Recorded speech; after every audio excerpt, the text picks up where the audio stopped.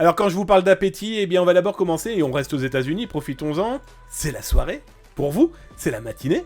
Pour moi, c'est le début d'après-midi. Pour toi, Québécois et Montréalais, en tout cas Canadiens francophones, il faut savoir que Auckland se retrouve avec une deuxième menace de pirates informatiques spécialisés dans le ransomware en quelques semaines.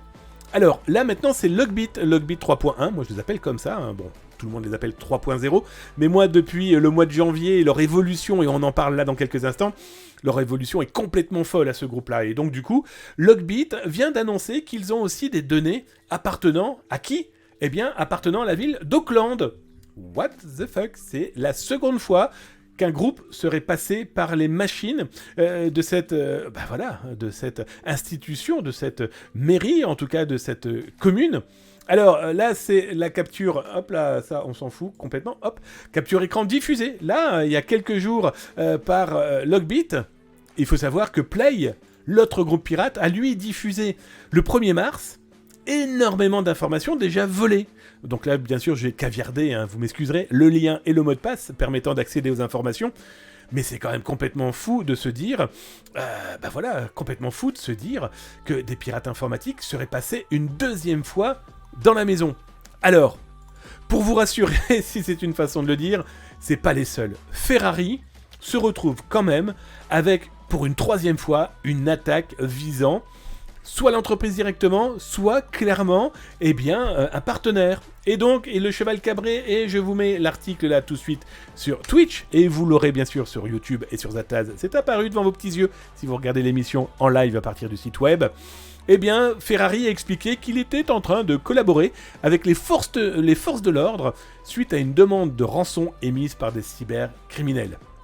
Bref, les pirates informatiques ont fait ping-boum, bonjour, ils ont envoyé des mails, oui, il y a des sonnettes aussi sur le mail, et ils ont demandé de l'argent. On ne sait pas ce qu'ils ont volé, on ne sait pas véritablement si c'est vrai.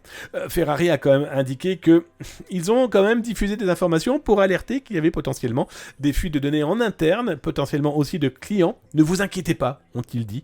Bien sûr. C'est tout à fait normal. Il faut savoir que c'est quand même la troisième fois. Hein.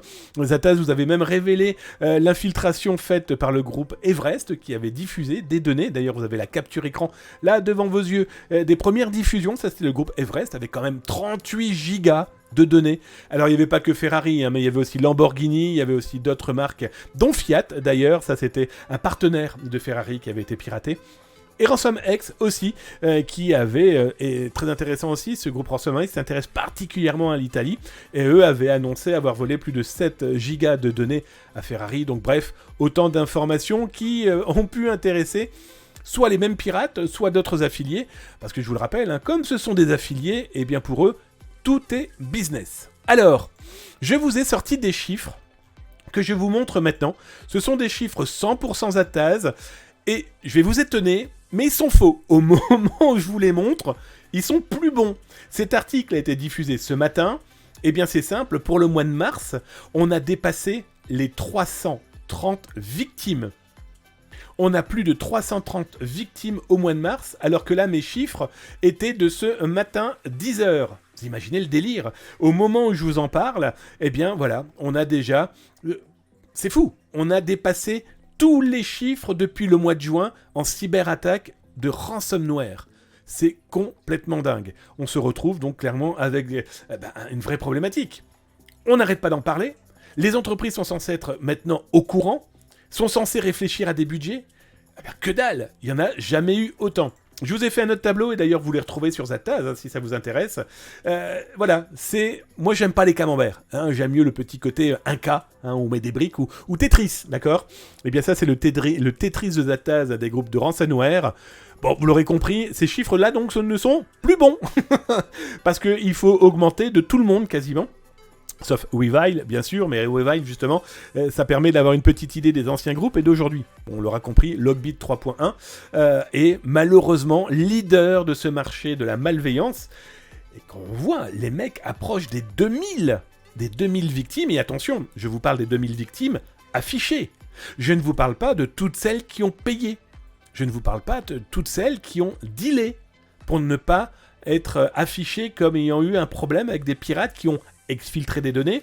Et ces pirates, cœur sur la main, ont dit « Ne vous inquiétez pas, tout va bien, on va tout détruire. » Il faut franchement arrêter avec tout ça, mais voilà, que faire? Rien. Je vais être très honnête avec vous, vaut mieux pisser dans un violon, ça sera plus efficace. Il y a tellement d'entreprises qui n'ont pas de sauvegarde, qui sont tellement coincées, qui n'ont pas réfléchi, qui n'ont pas envie de réfléchir à leur cyber, qui se font avoir, et qui n'ont pas d'autre moyen que de payer. Autre exemple, Clop. Clop est devenu complètement fou ces derniers jours. Ils n'ont jamais autant affiché de nouvelles victimes dans leur page. La semaine dernière, je vous expliquais qu'ils avaient créé une 3e rubrique, archivage. Ah bah oui, tu m'étonnes. Ils ont quasiment diffusé 40 nouvelles victimes en quoi? En quelques jours. Alors, il n'y a pas que, hein. On a aussi Lorenz. Alors, Lorenz, c'est intéressant parce que lui, ça permet d'avoir un véritable ratio de qui paye et qui ne paye pas. Bah oui, comment on sait ceux qui payent? Ces gens-là, Lorenz, ce groupe de pirates, affichent. Ils ont payé pour que leur confidentialité de l'entreprise soit maintenue. J'adore! Du coup, on a le nombre de sociétés attaquées, le nombre de sociétés qui n'ont pas payé, le nombre de sociétés qui ont payé, ils l'affichent. Bon, bah écoute, what else? Alors, dans les autres délires, on a le groupe Monty. Je ne parle pas du groupe Conti, hein. Je parle du groupe Monty, qui au passage, Conti est très intéressant, c'est les Russes de chez Kaspersky qui ont diffusé là dernièrement des clés de déchiffrement de Conti. Ok, quelle chance, c'est très étonnant ce hasard. Toujours est-il que Monty vient de... Alors, je vous passe à côté les attaques qu'ils ont pu lancer. Non, ils ont tapé sur un copain, un ancien copain, en tout cas devenu concurrent, devenu même ennemi, Donuts Leaks. D'ailleurs, Zataz avait été le premier à vous en parler de ce groupe qui était très coloré, très... voilà. Bon, bah, ils viennent de se faire taper par Monty, hein, parce qu'à première vue, voilà, hein, Donuts est parti avec 100 000 $, qu'il n'y a pas eu, à première vue, de respect des termes et du deal avec Monty. Bref, ils sont cassés avec les pognons de Monty, il n'y a pas eu partage. Du coup, qu'est-ce qu'il a fait Monty? Bah, Monty, il s'est vengé. Monty, il a diffusé l'accès à l'administration de Donut avec le petit login et le petit mot de passe. Bien sûr, Zataz et le service Veille Zataz ne vous en dira pas plus, mais des petits cadeaux comme ça, on adore. Alors, il y en a beaucoup des petits cadeaux, et heureusement, mais bon, là, ça vous montre qu'il n'y a aucune pitié alors envers nous, hein, les utilisateurs, les entreprises, mais entre eux non plus. Hein. Je vous rappelle que leur terme est souvent de dire qu'il n'y a rien de personnel, c'est juste du business. Mais alors, dans ce milieu-là, si tu pètes le business, ils te pètent les jambes numériques, voire pire. Hein. Regardez avec la crypto-monnaie, cette petite dame qui est très certainement en petits morceaux au fond de l'océan. Donuts Leaks, qui était apparu, qui avait très vite disparu. On comprend beaucoup mieux pourquoi. Bref, les ransomware n'ont jamais été aussi actifs en ce mois de mars 2023. Et vous vous rendez compte, le mois de mars n'est même pas terminé.